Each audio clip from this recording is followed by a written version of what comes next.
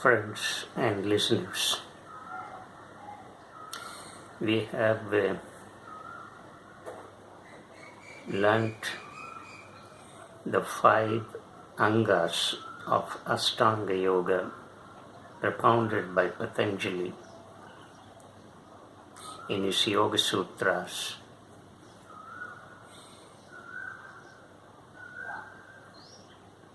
Their implications in a very detailed way in the last 52 discourses. We are now moving to the higher yoga that comprises Dharana, Dhyana and Samadhi.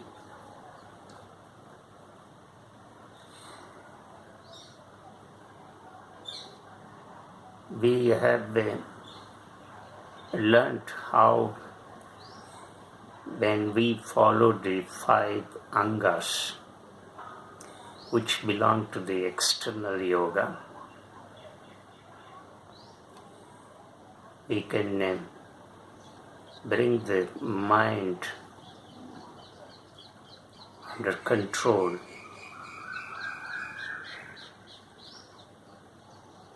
The mind can be shut from the external world. The mind is now under complete control of the sadhaka.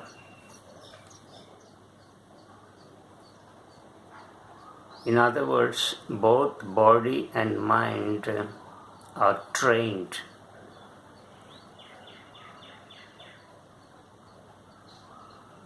in such a way that this body is now prepared to move and take up the higher yoga.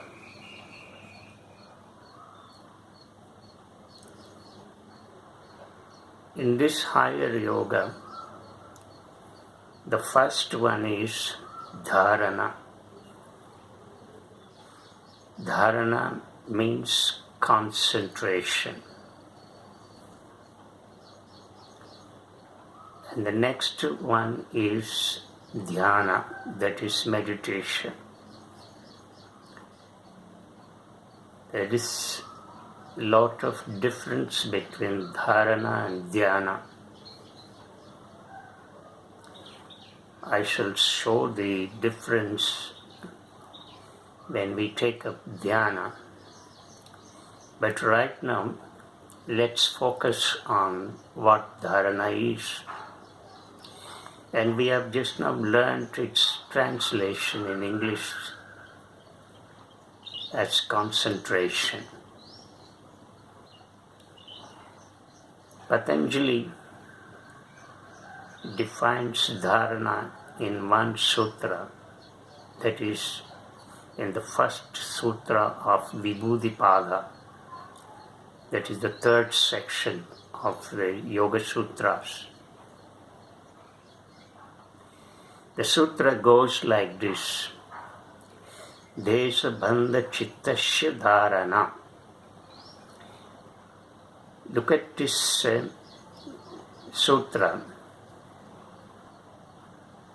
This principle comprises only 4 words. Desha bandha chittasya dharana. Desha means place. Bandha means confinement. Chittasya means mind. And Dharana, of course, stands for concentration.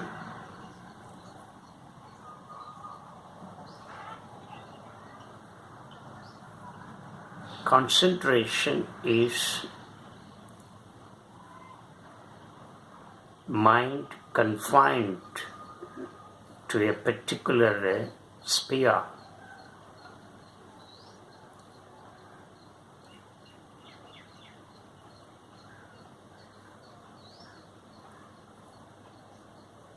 let's examine this sutra elaborately.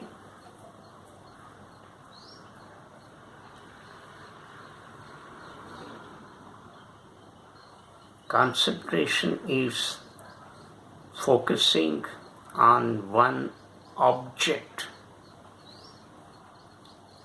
or an idea.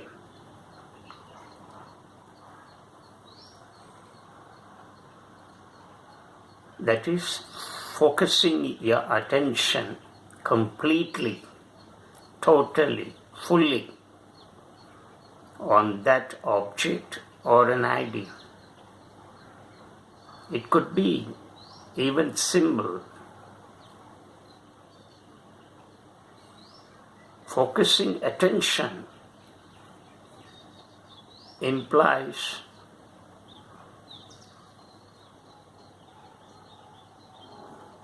not only the mind but even the body.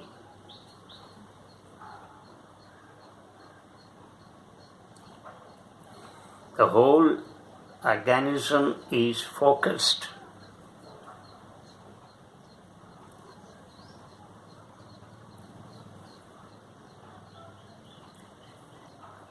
We may focus our mind on the object, but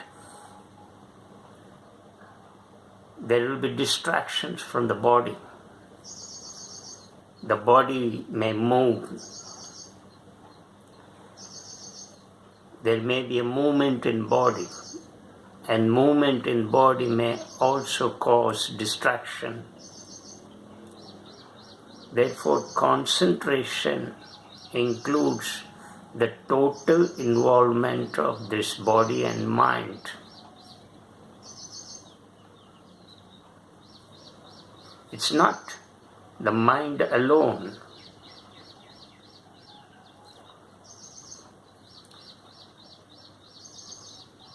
Which means the whole energy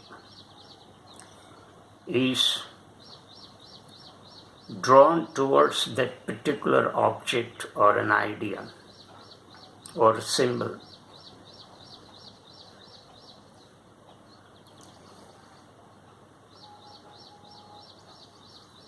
Without diverting our attention,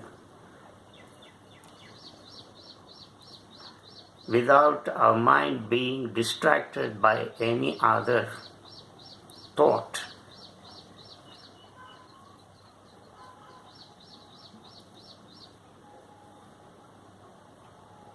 sometimes when we are doing something, we may get involved in it, but the mind wanders somewhere.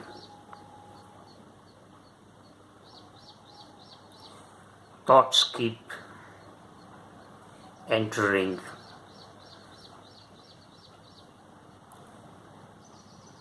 And this is not called concentration. It is for this reason, to arrest the distractions from the external world, we have learnt all the 5 angas which train this body and mind in such a way that this whole organism can be made a fitting vehicle to move to this realm that is Dharana. And that is the purpose of the 5 angas that we have learned in the last 52 discourses. So, bringing the attention of the body and mind and directing it on a particular object or a thing or an idea or a symbol is what is known as concentration. But what are we doing in our day-to-day life? We do multiple things at a time.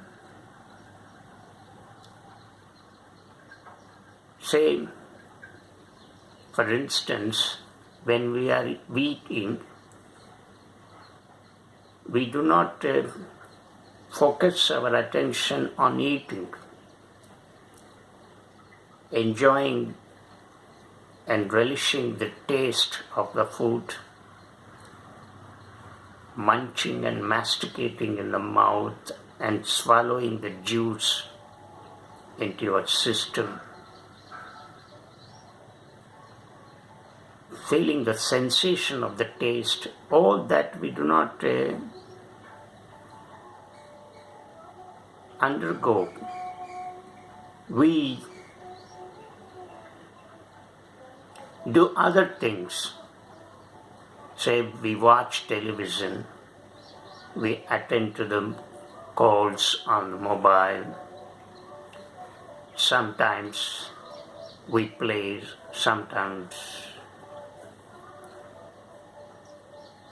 we shout.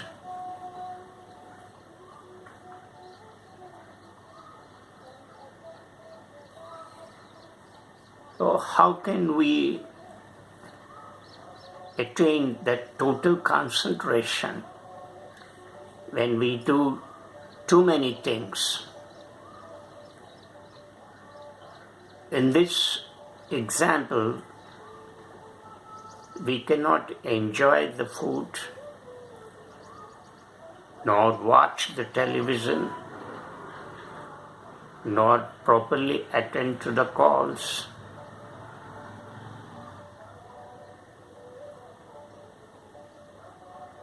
This is what we are doing. The speaker has cited one example. There are numerous examples that we can look into and see for ourselves what we are doing.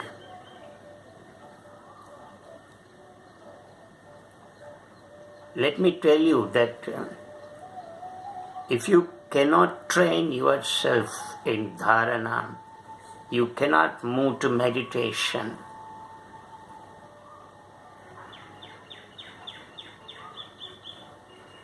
Modern psychology says that controlled movement of mind cannot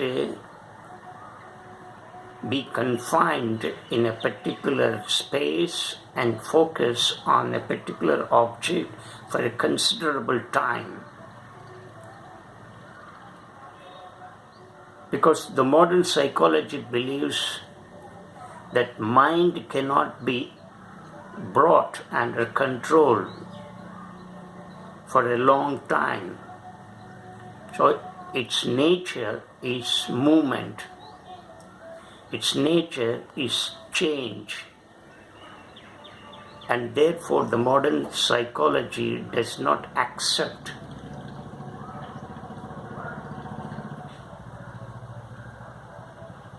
focusing the whole attention on a particular object for a long time, holding the mind and focusing it on the object for a considerable time is not possible. That is what modern psychology says. But the Eastern psychology, particularly the yogic psychology, does not accept this view. The yogic psychology says that it is possible to bring this controlled mind, the controlled movement of mind, and confine it to, that is what in the sutra says, desha bandha. Bandha means confinement, desha means space, place. So yogic psychology admits that it is possible that this controlled movement of mind can be confined to a sphere, to space, place, without any change for a long time.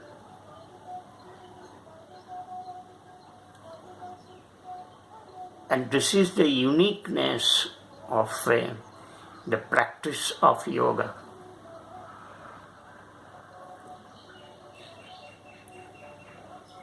But this dharana has two limitations. One limitation is that howsoever we may try to focus attention on the object, the mind gets distracted. Change keeps happening. And that is the nature of mind, that is the nature of thought.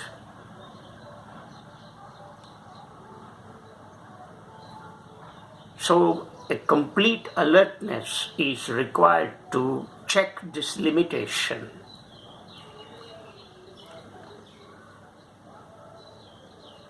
As the mind moves out, as the mind is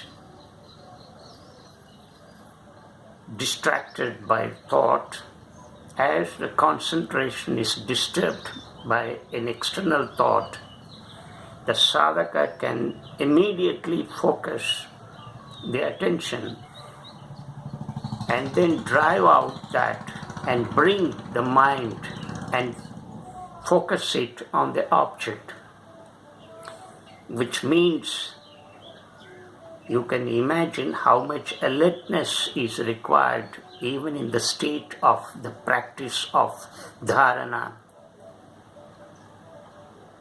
That if the sadhaka is devoid of this alertness, he cannot master this particular anga dharana.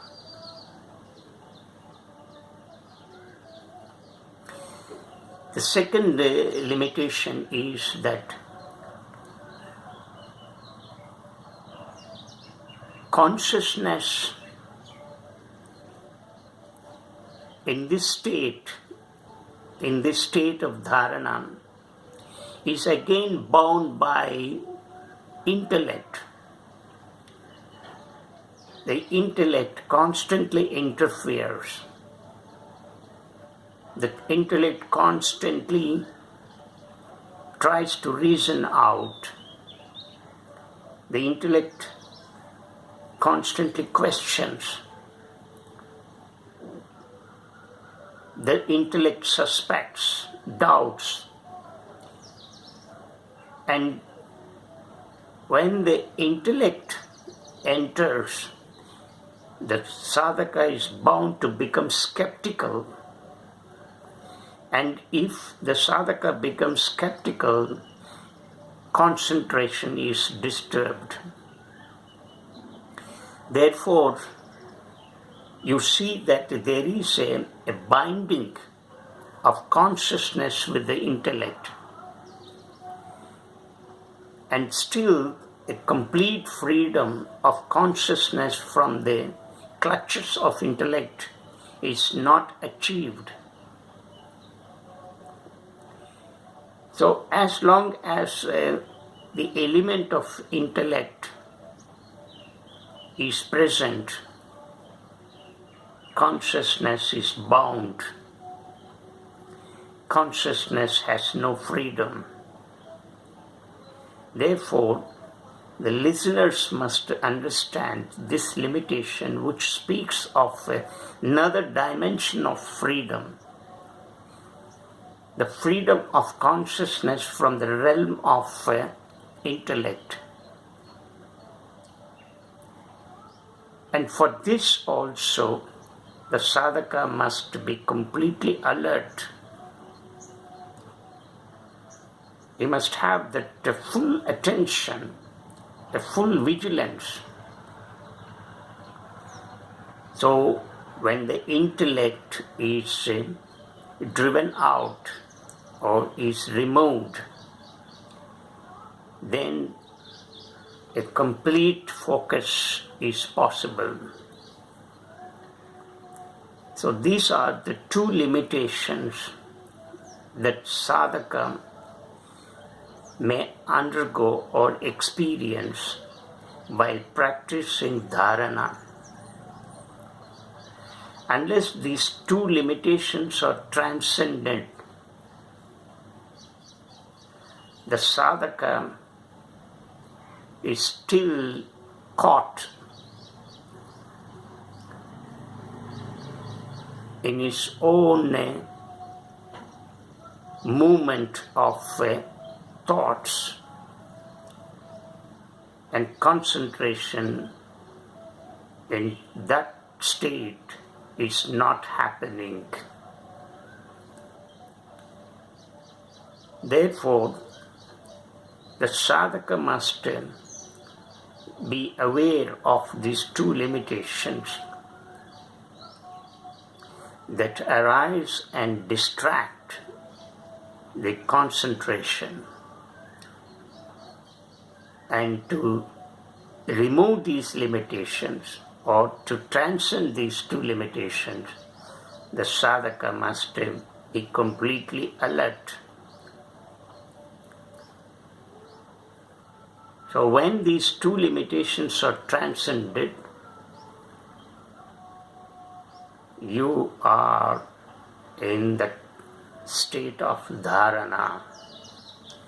And in that state of dharana, yoga is happening. Yoga happens when you enter into that state.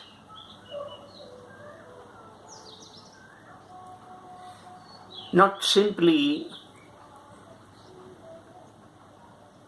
it means that doing a thing or multiple things with too many distractions that come from the external world or that come from the past memories or that arise from the mental images that we have built over a time.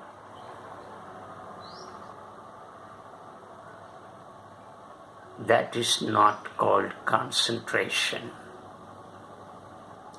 So dharana has such implications.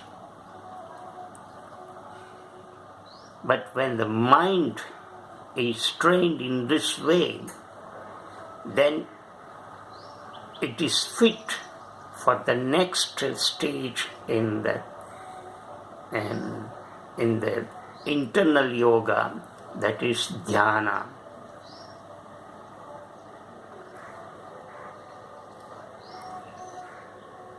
The whole philosophy of yoga is focused only on mind, especially that is propounded by Patanjali. Hence, Patanjali's yoga is called Raja Yoga.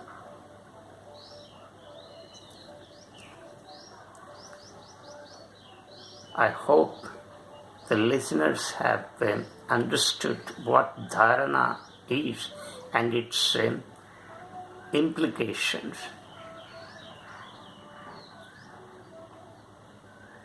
And now you can practice this dharana in your day-to-day life.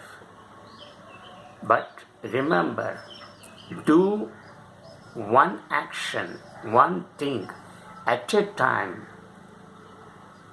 and not do multiple actions at a time. Focusing your mind on one object, on one action, on one thought or idea or symbol, that is what is known as concentration. Focusing all your energy on it, then you can achieve a near perfection or excellence in performing any action. You will not commit any mistake. You will not face any failure. Success happens there. perfection blooms there. And that is what Dharana is. Namaskar.